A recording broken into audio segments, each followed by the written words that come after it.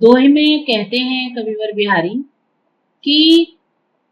छूटे छुटावत जगत ते सटकारे सुकुमार मन बांधत बेनी बंधी नील छबीले। यहाँ पर कवि ये कह रहे हैं कि वही जो पदार्थ है, वस्तु है, व्यक्ति को वैराग्य की ओर ले जाता है। वही पदार्थ और वही वस्तु व्यक्ति को सांसारिकता की ओर भी ले जाता है। जैसे छुटे छुटावत जगत ते सटकारे सुकुमार, जो बहुत लंबे घने काले खुले हुए बाल हैं, जब वो एक जटाओं के रूप में परिवर्तित हो जाते हैं तो संसार से छुड़ा देते हैं। अर्थात व्यक्ति के शीश पर सुशोभित जो लंबे काले घने बाल हैं,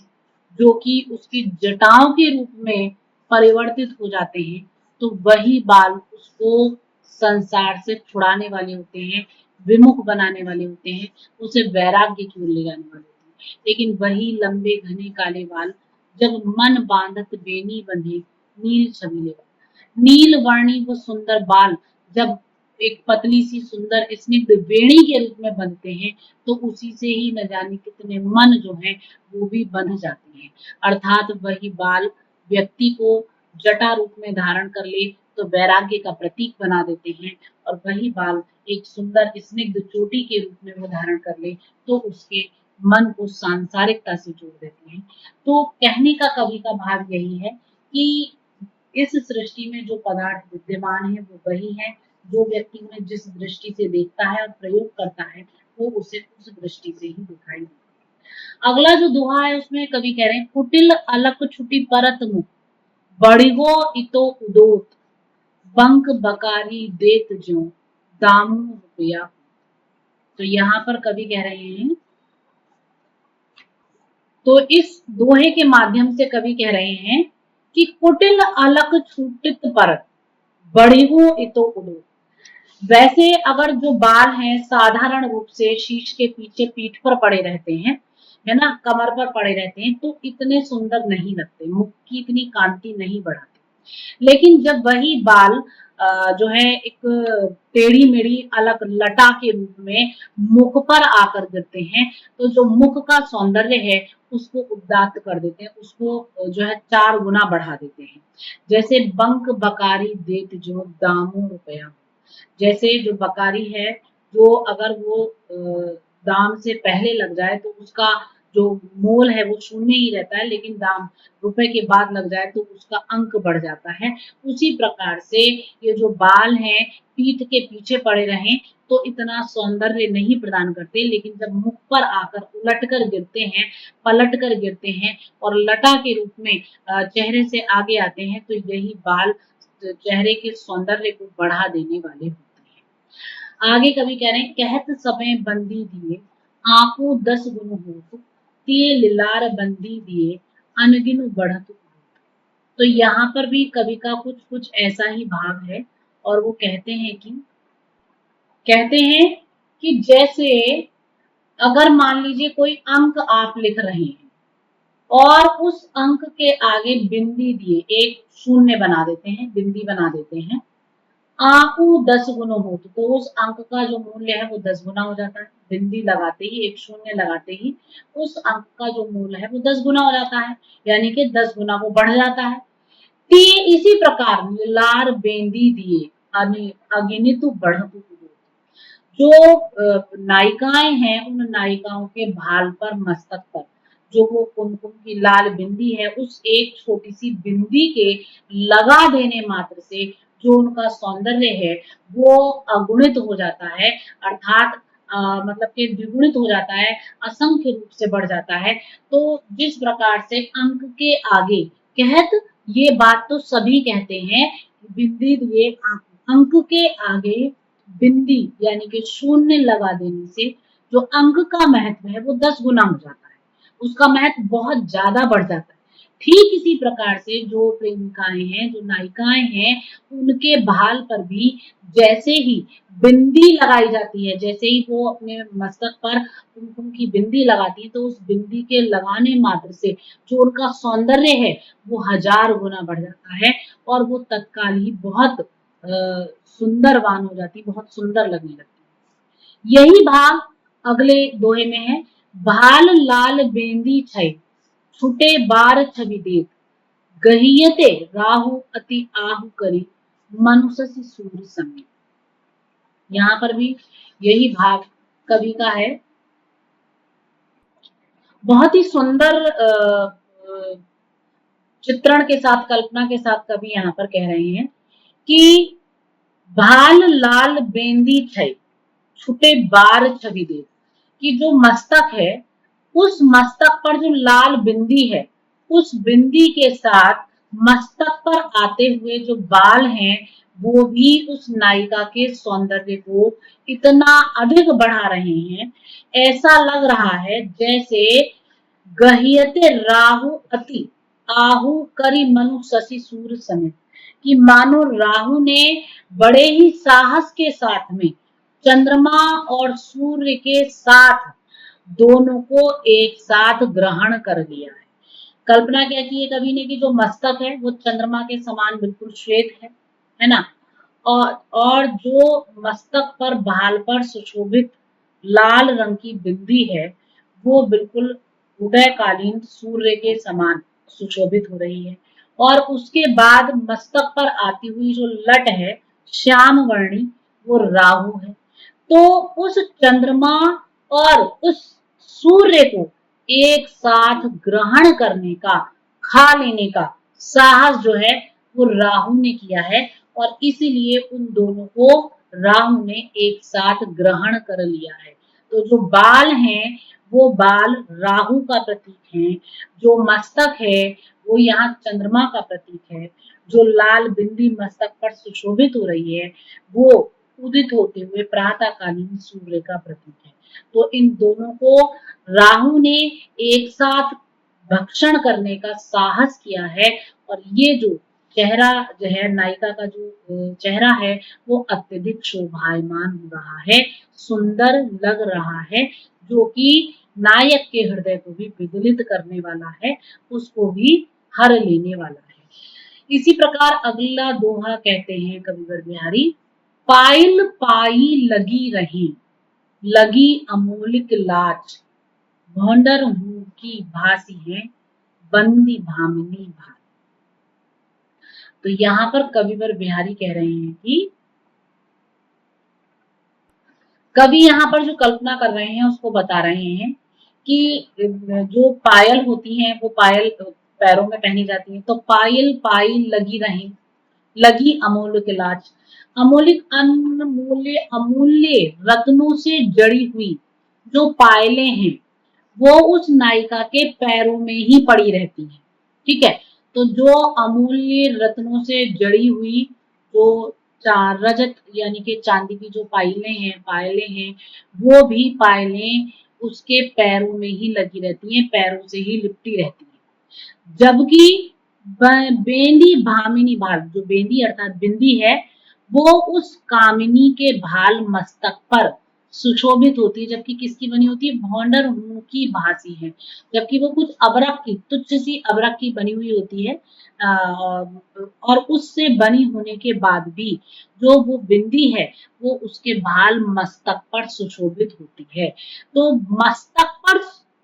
सुशोभित होने के कारण उसका जो महत्व है वो 1000 गुना हो जाता है, जबकि वो बिल्कुल तुच्छ से पदार्थ की बनी हुई है। लेकिन जो पायल है वो अनेक रत्नों से जड़ी हुई हैं, धातु की बनी हुई है, अमूल्य अमूल्य धातु की बनी हुई है, लेकिन उसके बाद भी क्योंकि पैरों में पड़ी हैं इसलिए उनका इतना महत्व नहीं होता जितना कि महत्व उस अबरक की बनी हुई बिंदी का होता है, जो कि मस्तक पर सुशोभित होकर के और अपने सौभाग्य को धारण कर लेती है। तो कवि ने यहाँ पर यही बताया है कि जो मतलब महत्व है वो महत्व शीश पर चढ़ने से है, पैरों में लग जाने से इतना नहीं। आगे कह रहे हैं कि रस सिंगार मंजुन किए, कंजनु भंजनु छैन, अंजनु ग्रंजनु हूँ बिना, खंजनु नंजनु नैन। कि श्रृंगार रस में गोते लगाते हुए, रस श्रृंगार मंजन की, श्रृंगार रस में अवगाहन करते हुए, उसमें गोते लगाते हुए, कंजन भंजन छे, जो नेत्र हैं वो कमलों का भी अभिमान तोड़ रहे हैं। ठीक है, जो कमल है, कमल बहुत सुंदर होता है, बहुत ही कोमल सुंदर, और बहुत ही उसकी जो पत्तियां हैं वो एकदम नुकीली सी बन करके आती हैं, लेकिन उन कमलों की जो मतलब कि एक बाकी छवि है, उसको भी जो श्रृंगार में डूबे हुए, उसमें अवगाहन करते हुए, उसमें गोते लगाते हुए नेत्र हैं, वो उन कमलों का भी छेन जो अभिमान है उसे भंजन तोड़ रहे हैं। और अंजन ग्रंजन बिना, और अंजन लगाने के बिना भी, यानी कि काजल नहीं लगा हुआ है आंखों में, तो वो जो नेत्र हैं वो बिना काजल के भी खंजन नंजन नैन, जो खंजन पक्षी है उसके घमंड को चूर चूर कर रहे हैं। अर्थात जो कमल हैं उनको तो परास्त कर ही रहे हैं, लेकिन जो खंजन पक्षी है उसको भी उस नायिका के नेत्र जो है वो अपमानित करते हुए प्रतीत हो रहे हैं। तो यहाँ पर कवि ने जो नायिका के सुंदर नेत्र हैं उनके महत्व को इतना अधिक बढ़ा दिया है कि उन्होंने कमलों का भी अभिमान तोड़ दिया है, और उन्होंने खंजन पक्षी के घमंड को भी चूर चूर कर दिया है। अर्थात नायिका के जो नेत्र प्रेम और श्रृंगार के सागर में गोते लगा रहे हैं वो और भी सुंदर और रसीले हो गए हैं, और इसीलिए वो समस्त उपमानों को खंड खंड कर रहे हैं। आगे कविवर बिहारी कहते हैं, खेलन सिखाए अली भले, चतुर अहेरी मार, कानन चारी नयन मृग, नागर नरनु सिखा। यहाँ पर एक सखी नायिका से कह रही है उसके नेत्रों का सौंदर्य वर्णन करते हुए, और जो उसके नेत्रों ने अब कटाक्ष मारना शुरू कर दिया है, चतुरता करनी शुरू कर दी है, चंचलता दिखानी शुरू कर दी है, तो उसको देखकर उसकी सखी नायिका से कहती है कि खेलन सिखाए अली भली, तुम्हारे जो ये नेत्र हैं इन नेत्रों ने चतुर अहेरी मार, अली भले उन कामदेव के द्वारा, चतुर अहेरी मार मतलब कि जो जन में विहार करने वाले हैं, ऐसे उन नाग जो नगर में विहार करने वाले पुरुष हैं, उन नगर में विहार करने वाले पुरुषों का शिकार करना भली भांति सीख लिया है। तो हे सखी, कानन चारी नयन, कानन कानों तक चारी विचरण करने वाले, नयन मृग तुम्हारे नेत्र रूपी हिरणों ने अब नागर नरनु शिकार, नागरिक पुरुषों का, चतुर जो नागरिक हैं पुरुष हैं उनका शिकार करना खेलन सीखे, भली भांति खेलना सीख लिया है। चतुर अहेरी मार, चतुर शिकारी जो कामदेव हैं उनने उनके द्वारा जो कानों तक जाने वाले तुम्हारे नेत्र हैं, उन्होंने नगर के चतुर पुरुषों का शिकार करना सीख लिया है। अर्थात तुम्हारे जो ये नेत्र हैं उन्होंने चंचल कटाक्षों को अपने प्रयोग में लाना सीख लिया है, और अब जैसे ही तुम्हारे ये नेत्र अपने चंचल कटाक्ष छोड़ते हैं, तो वैसे ही जो नगर के पुरुष हैं वो तुम्हारे प्रति आसक्त हो जाने लगते हैं।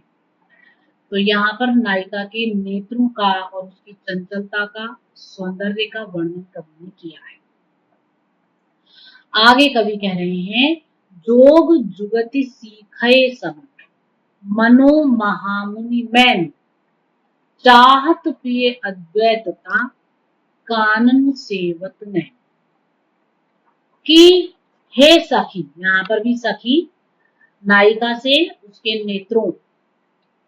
की जो आकांक्षा है उसको बता रही है कि जोग जुगति सीखे सब मनो महामुनि मैन। मानो तुम्हारे इन नेत्रों ने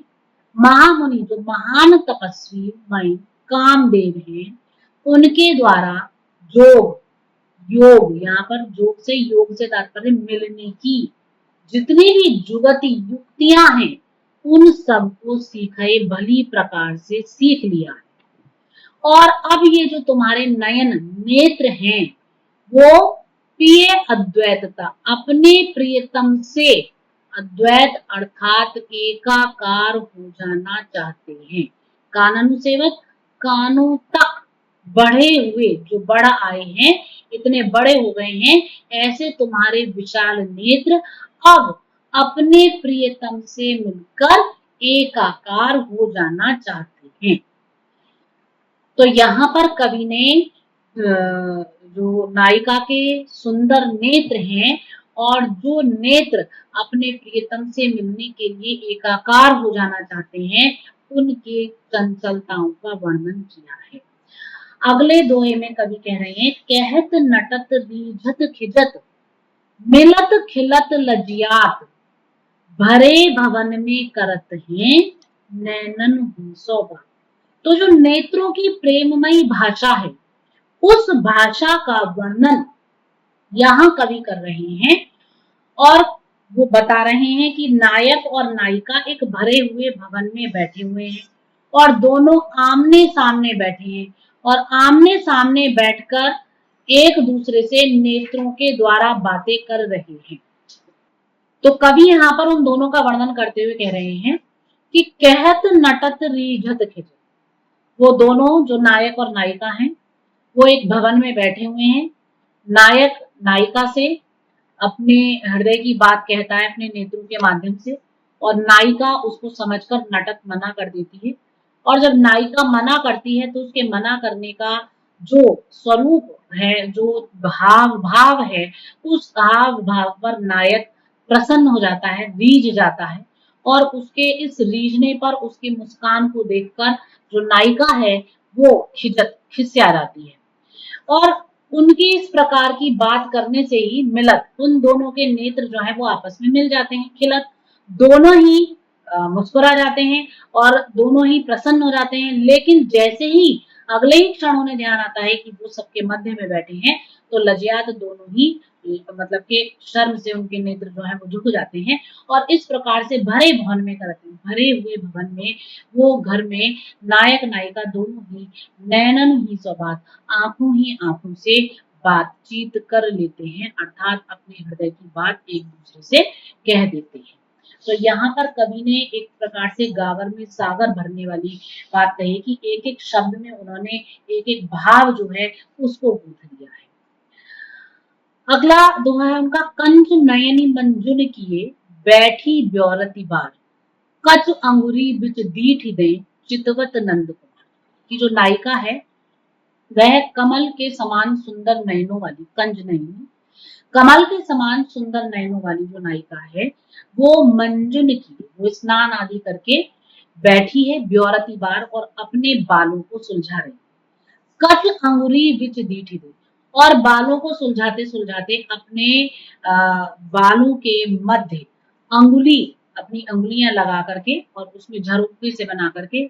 दीठी दे चितवती नंद कुमार, जो नंद कुमार हैं उनको अर्थात कृष्ण जी को बीच बीच से देख रही हैं। तो लोग जानते हैं, दूसरे देखकर ये सोच रहे हैं कि ये बार संवार रही है, लेकिन वो अपने बालों के मध्य से उंगलियों को लगा करके और अपने जो है नंद कुमार को बैठे बैठे निहार रही है और उनको निहारते हुए जो प्रेम रस है उसका पान कर रही है। तो यहाँ पर कवि ने जो नायिका की हृदय स्थिति है, जो प्रेममयी स्थिति है, उसका वर्णन किया।